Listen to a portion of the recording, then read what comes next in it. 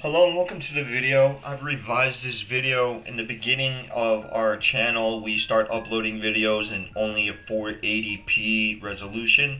We're going to make sure from now on that every video we make and produce is going to continue to be consistently in a 1080 HD format, MP4, or better resolution. I apologize for the inconvenience. Without further delay, with that brief introduction, let's get right into our video like usual. What we're talking about is, I really want you to realize one principle. There's no such thing as an item or something carrying you through the entire season, or a specific set of gear being the best set of gear and that you'd never ever have to have any other gear. Regardless of the MMO, the RPG that you're playing, a PvE, whatever it is that you're doing, there's not a one specific build that you'll never need to ever change again if you really truly realize that you want to be the meta. And you are the meta. And here's what I'm going to explain to you. What many people are not going to tell you on their channels because they're going to want to clickbait you, get you to keep coming back for more videos, and etc. So let's just go through it. Strength. You know that strength is going to apply to your attack. So I'm going to explain this in a way that even though you're intermediate or even a beginner player, you're going to get some benefit from this if you didn't know already. Strength is going to be, applicable, of course, to anybody that's not using magic, elemental damage primarily, arcane, cold, fire, and so forth. Dexterity is going to be applying to magic skill damage, but here's what I'm talking about now a little bit more specifically. So you'll go on the forum, you'll talk to some people in game. They said that they've been playing since this game originally launched a decade ago, and they'll say don't put any points into dexterity, abandon intelligence, just you don't need armor really, put everything into just strength and a little bit of energy, and then just whatever you want into vitality. People are not being honest with you. Why? Why wouldn't you be honest with me, Kensho? Because I'm telling you, bro. Little sis, here's what I'm saying to you, people. They don't want you to get beyond them in the leaderboard. They don't want people talking about you. That's fine. People want to get popular. They want to be known as being good as the game as you are. But they're not going to tell you your optimal builds. Here is your optimal build for any archetype, regardless of whoever you started the campaign you decide to play the story through with, in any difficulty. You don't need a specific build and watch dozens of videos. This is all you'll need to understand. Why not dexterity? Because you're a magic archetype? Is that what they said? That you don't need increased intelligence because you should just focus strength? That energy is the first thing you should use your points for? That'd be a mistake. Let me show you why. 2.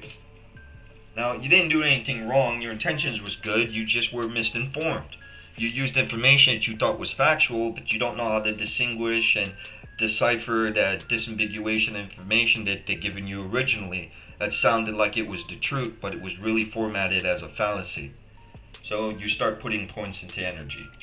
You figured, well, maybe, the gear is just gear, but maybe just points is better to use than, putting on an entire set of gears. So you could use a combination, but then again, they say just, you're in magic, so get a lot of energy cost. But what you gotta know is that every ability here has an energy cost associated with it. Actually. So when we're looking at this, we're seeing that here on this specific ability, we got an 8 to 9 with the icon over there for the energy cost. So we're already beyond what we need to use for battle glands, for example, or your specific ability. Depending on its requirement for mana, we could continually use this ability, no problem. But we could even put more points into energy and you believe that this is right. It's not optimal. They're saying you don't need armor because it only applies to marauders or defensive types, essentially that are specialized as tanking, because they get so many better extra benefits from the defense. Let me show you how to utilize these in a different means. So yes, we have these skills. This will matter. Choose your skills. And base your skills, your hero level points that you get to use, your sign, and take in consideration if you're using a mercenary, what benefits you get from anything he might do.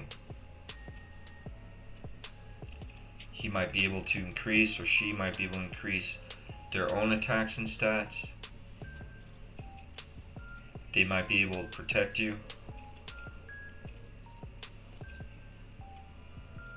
They might give you additional benefits to having them on your team. They might be able to take some of that damage or the attacks coming away from you and redirect it in a way before it becomes a threat. So, depending on what they're able to equip and what their resistances are, what may or may not be applying to you, depending on their gear, what they have, you're going to look at that and you're going to adjust. Instead of relying heavily on one item or specific set of gear to become the meta, you have to start adjusting situationally. What do I mean by that? Not to waste time. This is good to understand something, so let me make the point here a little bit more clear before I show you why we build our points the way that we do. We're going to go here to the teleport pad, a waypoint, and open it up. I know that in this zone I might be able to get away with what I have on. I'm kind of equipped for physical damage in this zone and a couple of other things. But when I get here to this chamber of ice, the glacial trails, these mountains, these pathways in this biome, I know by now that I would need to actually start using that resistance that applies to that area. So we're going to go to cold resistance, and we're going to put on the cold resistances and things that we need for those biomes. We're not just going to prepare for a specific fight, but the environment itself, the atmosphere. Once we understand that and what we have opposed to us, we can adjust our skills and our attributes accordingly. This will take a little bit of knowledge and a little bit of playtesting with you. You could watch some videos to expedite the process and give priority to certain fights and know what you to expect. Currently, this is what you would choose between what your skills, what you want to focus on. So, but if, with our last point here, if you were to expend so many points into energy, like some of the meta videos are going to tell you people because they want you to like and subscribe and watch dozens of videos, instead, let me let you know that doing things like this is not really optimal. Putting every point just into strength is not really optimal. As dexterity goes, it may not benefit you as a physical attacker, but what other means do you have to increase your attack rating by? Intelligence, armor, vitality, none of that does it. Are you missing every 4 to 5 attacks potentially with the target that's just ignoring your attacks and you're not consistently able to do the DPS? You might want to consider dexterity. I know you're a magic caster, what have you, but you got intelligence. And this only increases the magic damage though. And the rest is really strength doesn't apply to you if you're using magic, unless you have physical attacks. And so if it was physical, that would be great. You can have a combination of those. And depending on your abilities and how you spec this, instead of you having too many points in something you don't need a whole bunch of points into, like if I overexpended the intelligence and all these points, say for example as it is, we're just going to use them real quick. We're just going to keep putting these all over the place here in intelligence. And we're not going to give priority to any of these stats. We're just going to fill this out. You might be putting them in 1 or 2 points at a time and losing track of where you put these points before. So what will happen is you'll eventually know that no matter where we put these points, even if we use these or we don't, the remaining points, our energy, our attack damage for our DPS, right, is not going to be what it should be. It's not going to be optimal.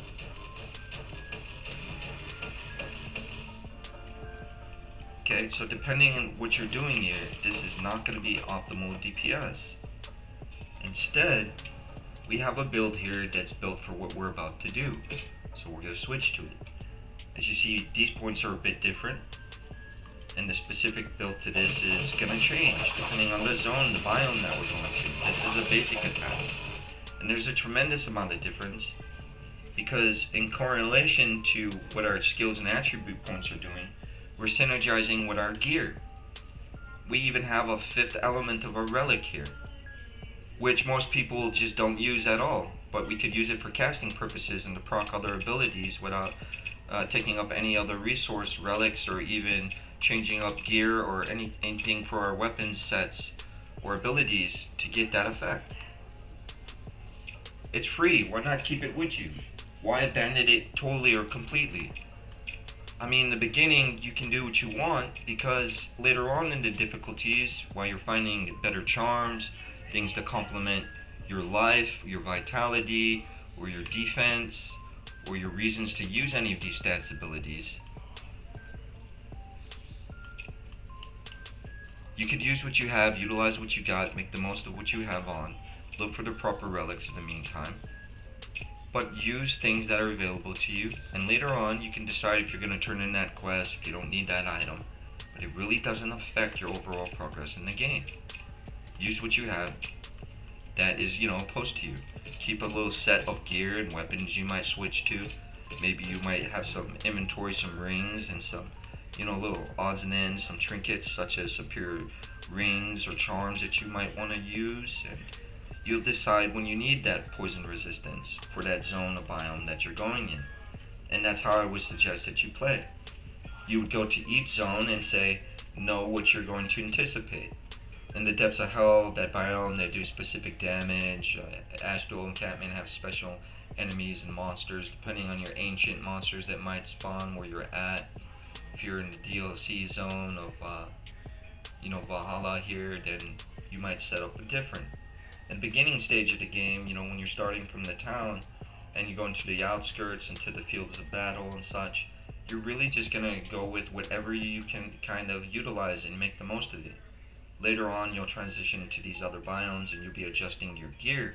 And with each zone that you go in, keep in mind, for the best outcomes and benefits of your experience and also results for those matchups, you're adjusting your attributes and your skills to compensate for your matchups and give you those odds that you need. For practicality means, what do you need to actually accomplish it to get to the end of the level, and so you can make that progress more efficiently. It'd be more efficient for you to take these things into consideration, and is a little bit more of a learning curve than it initially be for you just to follow meta videos supposedly. Because once you do this, you don't need nobody's advice or to tell you what gear to put on anymore once you really understand what all of these stats mean.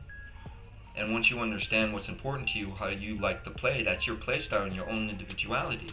Put your own intellectual properties into this. That's the best strategy for you, and it's going to change depending on who you match up your boss is. Some abilities that you have are more optimal than others, but I wouldn't say just abandon shuriken all the time or just only play physical no matter what. You do need a little bit of arcane damage. You do need to look for passive abilities.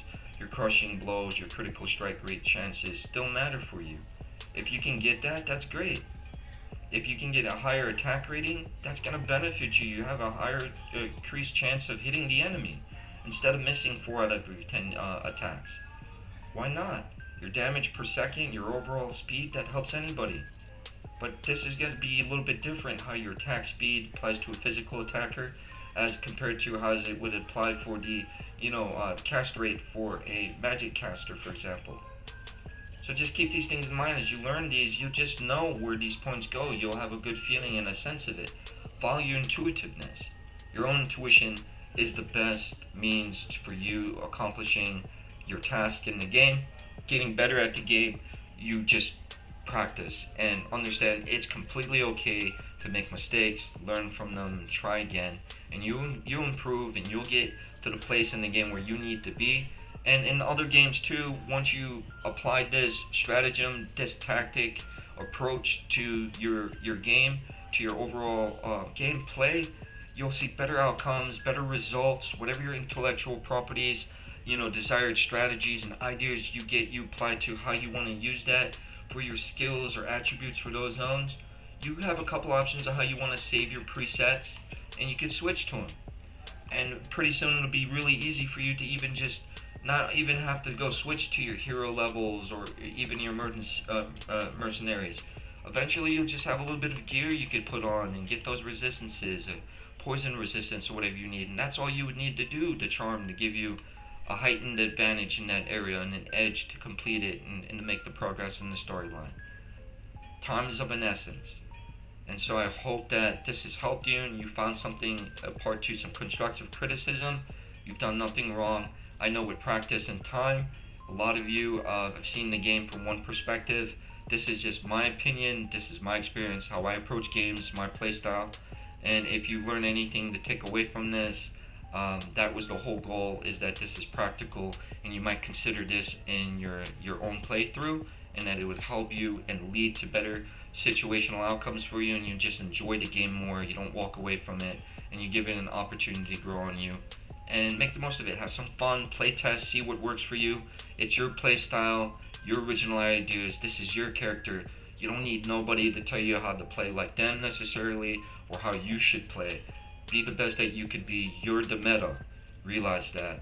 Don't let anybody mislead you or intimidate you or tell you otherwise. You're doing something wrong when you know you're getting the results that you want to get, or you're having fun playing the game the way you are. That's you being original. And the best gear you can pick up is the gear you find on the ground. Believe it or not, those lower tier items, those attributes are important. Just keep them, use them, mix them up a little bit, and you'll see that not only will you improve at the game, but you'll have more enjoyment. You'll laugh. You'll be able to lean more into the lore, pay more attention to your environments, enjoy the artwork, and the storyline, the progression overall. I appreciate anybody who's watched the video to this point. I hope it helped you, and if you find something useful from this video, if you feel like you need to leave a comment, if you have any questions, require info, or even make a suggestion for another video, I don't mind. I'd be happy to help you, and I'd look forward to hearing from you in the comments.